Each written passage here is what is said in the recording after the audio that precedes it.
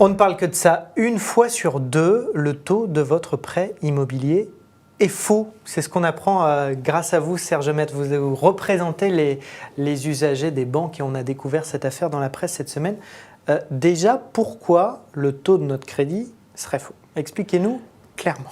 Alors, pour parler technique, c'est le TEG, le taux effectif global. Alors, c'est sûr, tous les emprunteurs n'ont Dieu que pour le taux nominatif, nominal plus exactement, celui qui précise à combien on va payer à la banque. On fait, par exemple, 3%. Mais il y a à côté un TEG. Et là, généralement, on ne sait même pas ce que c'est, on s'y intéresse Souvent, on entend TEG dans les pubs à la radio très vite à la fin des pubs pour les effectivement, c'est une obligation légale. Ce TEG, c'est celui qui va rendre compte, c'est le taux d'intérêt qui va rendre compte de la réalité du coût de l'opération.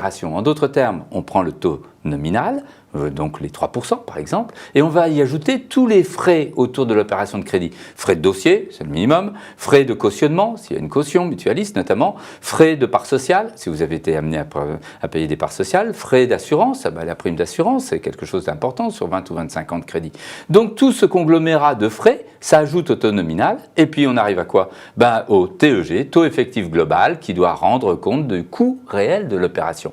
Et voilà le problème. Que ce taux n'était pas forcément le bon. Depuis 15 ans, on pointe du doigt. On se dit, mais ça ne va pas, là, banquier, ça ne va pas. Donc, on va jusqu'en cour de cassation. Et la cour de cassation dit, mais oui, vous, banque mutualiste, vous n'intégrez pas les parts sociales. Vous avez tout faux, elles doivent être. Et depuis déjà 4 ans, tous les ans, on a des décisions qui l'affirment. De la même manière, sur d'autres éléments de frais. Concrètement, on dit quoi? Banquier, vous vous êtes trompé et ça risque de vous coûter cher cette erreur et de rapporter un peu à l'usager. Pourquoi? La sanction est lourde. Si vous intervenez dans les 5 premières années de la signature du crédit, c'est l'annulation. Les juristes parleront de déchéance des intérêts, totale ou partielle, c'est laissé à appréciation. Mais généralement, nous, on a une réduction au pire, une réduction au taux légal. Et si vous intervenez plus tard, votre crédit est de plus de 5 ans, et puis vous vérifiez, vous faites vérifier, vous découvrez, eh bien la sanction est lourde parce que c'est la réduction au taux d'intérêt légal. Ça veut dire quoi? Vos 3% que vous payez jusqu'à présent, il va falloir qu'on vous rembourse toute la différence entre ces 3% et le taux d'intérêt légal année par année. Actuellement, le taux d'intérêt légal est de 0,04%. Donc c'est quasiment, je n'oserais pas dire gratuit, mais c'est pas loin, le banquier doit le penser comme ça. Donc c'est hurlant qu'on ait ces erreurs. Nous, à la FUB, ce qui nous fait hurler, c'est qu'en dépit des décisions de justice, en dépit des sanctions par les juges, on dirait que les banquiers restent sourds. Et pourquoi? Mais alors, justement, on disait 50% des taux, a priori, sont faux. C'est une vraie erreur de calcul ou c'est de l'escroquerie de la part des banques? J'aime pas les gros mots. Non, mais, voilà.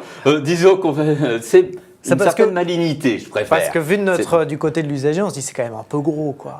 On se dit ce sont des parangons, des modèles de vertu comptable. Un banquier, il a une calculette, on le sait quand on paye ses agios. On lui fait confiance, a priori, on essaye en tout cas. Et en plus, il y a la confiance. Mais la confiance, on a confiance. Il nous prête de l'argent, lui aussi a confiance. Donc en fait, ce qu'on met en cause, nous, c'est que sachant les violations de la loi, sachant chaque fois qu'ils sont taclés par les juges, jusqu'à la Cour suprême, la Cour de cassation, donc il n'y a pas de discussion, il n'y a pas de polémique, eh bien... Comment ça se fait que les banquiers ne rectifient? Je vais vous dire, tout simplement parce que le risque n'est pas grand d'avoir des usagers qui contestent. Il y a 9 millions d'emprunts immobiliers en France. Combien il y en a chaque année qui font un procès? On va dire, nous, dans le cadre de la FUB, on en est à 600, 700 à l'année. C'est pas grand-chose. Disons qu'en France, il y en a 2005. Vous voyez, sur 9 millions. Et le préjudice, on arrive à le quantifier? On sait combien le préjudice, si vous me demandez des valeurs, c'est la différence entre généralement le taux d'intérêt légal, on vient de fixer celui de cette année, et les taux d'intérêt l'intérêt que vous payez. En d'autres termes, dans le plus bas des dossiers, c'est 12 000 €. Dans le plus gros des dossiers, c'est dans les 90 000 €. Ouais, quand même. C'est quelque chose d'important parce que, par exemple, des personnes qui ont des difficultés de paiement, on n'est pas tous en difficulté, c'est heureux. Mais ces personnes, c'est une véritable soupape de sûreté. Parce que vous êtes poursuivi aux enchères, on l'a eu récemment à Paris, devant le tribunal de grande instance, poursuivi en saisie immobilière, aux enchères.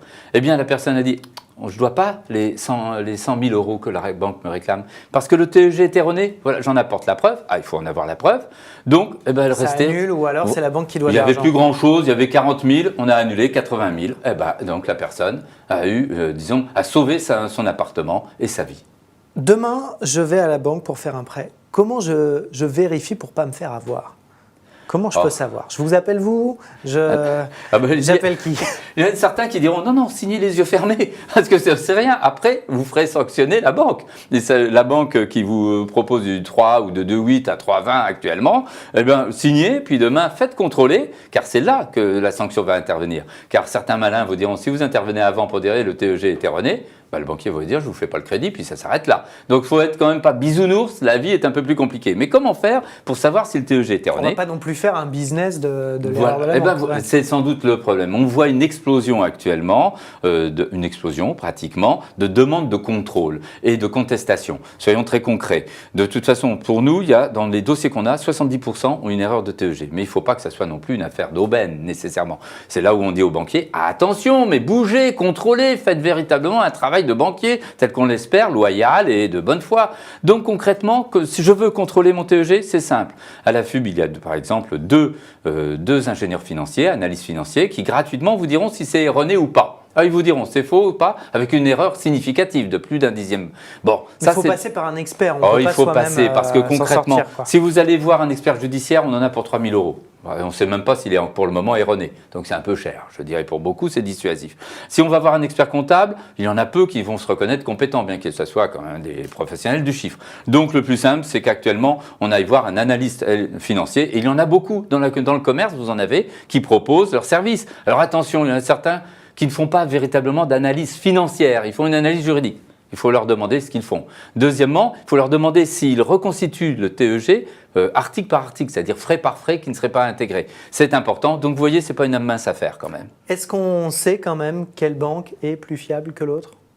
Or, je vais vous dire à cet égard, la maladie touche tout le monde. Il serait facile pour nous de stigmatiser plutôt un tel qu'un tel. Il est évident qu'il y a plus de danger chez les établissements mutualistes, pour une raison toute simple. Alors, on n'aime pas jeter en pâture, mais c'est une réalité. Systématiquement, ils oublient d'intégrer, pour beaucoup d'entre eux, ne généralisons pas de manière abusive, mais pour beaucoup d'entre eux, ils oublient d'intégrer les parts sociales. Et les parts sociales, c'est ce qu'on est amené à souscrire en même temps, de manière forcenée, un peu, c'est une centaine d'euros, auprès de la banque quand on vient à prendre un crédit. Eh bien, dans ce cas-là, ils doivent l'intégrer. Ils le savent. Depuis 2008, il y a de la jurisprudence de la Cour suprême. Donc, elle vient encore de renouveler en 2013 sa jurisprudence en la rappelant. Eh bien là, je dirais à ces établissements, vous voyez, vous n'êtes pas seulement dans l'erreur. Il y a une erreur, ça peut arriver à tout le monde, presque, diraient certains. Mais là, vous avez une certaine culpabilité parce que vous persévérez dans l'erreur. Et là, c'est pas loyal. Merci beaucoup, Serge Maître, de nous avoir alertés sur tout ça. On va regarder ça de très près. Merci beaucoup. Merci à vous. Et nous, on se retrouve très vite sur le Figaro TV.